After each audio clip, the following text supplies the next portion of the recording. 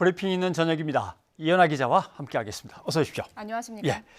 자, 오늘 첫 소식은 뭡니까? 네, 화성 연쇄살인 사건 소식인데요. 유력 용의자 이춘재가 8차 사건도 자신이 저질렀다. 이렇게 자백 후에 경찰이 오늘 처음으로 공식 입장을 밝혔습니다.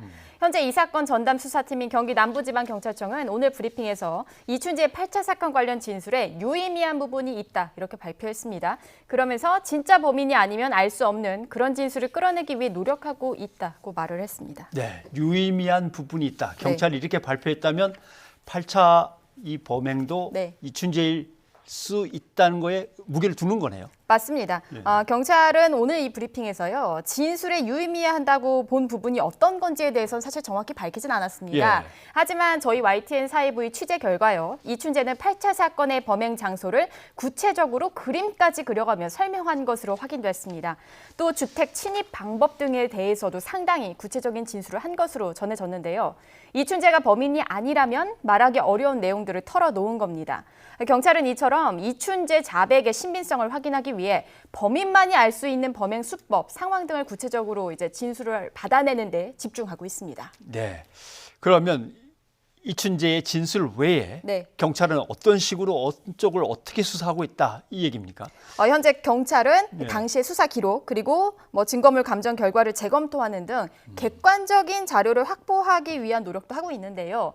경찰은 당시 용의자 채모 8점과 방사성 동위원소 분석 결과를 토대로 윤 씨 자백을 받아냈었죠.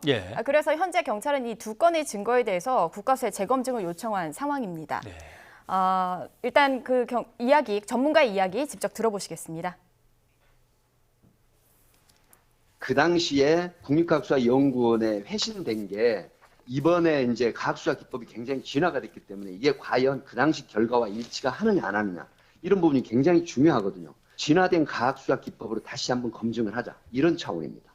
네, 또 당시 8차 사건 수사관들도 퇴직한 상태지만요. 따로 참고인 신분으로 조사하고 있습니다. 예, 퇴직 수사관까지 다 불러서.